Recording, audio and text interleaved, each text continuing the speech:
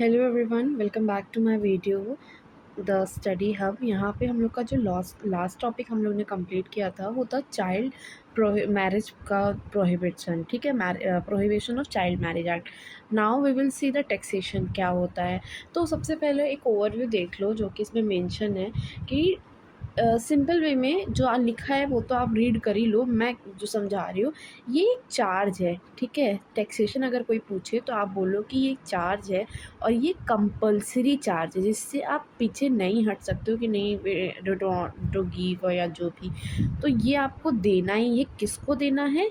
Government को देना है। ठीक है, मतलब एक ऐसा कंपलसरी चार्ज जो आपको गवर्नमेंट को देना है। ये दो वे में हो सकता है, या तो डायरेक्ट या तो इनडायरेक्ट। ठीक है, दो वे में आप इसको दे सकते हो।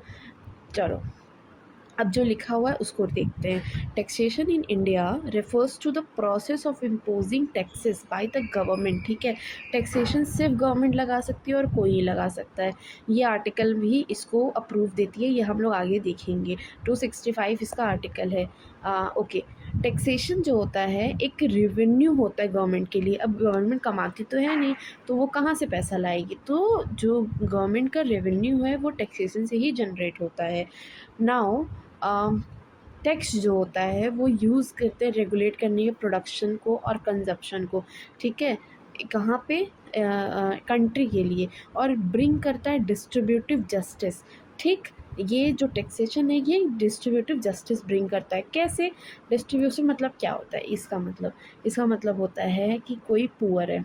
ठीक है, अगर उसका स्टडी का कोई आयोजना बना, जैसे कि बेटी पढ़ाओ और something, there is government program जहाँ पे उनको प्रॉमिस किया जाता है कि वी विल पे दिस हम फ्री में राशन बांटेंगे। तो ये सारी चीज़ें कहाँ से आ रही हैं?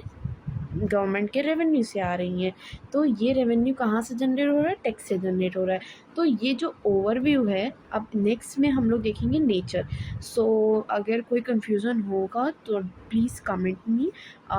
Okay, thank you for watching my video. Next we will see nature of the taxation. Thank you.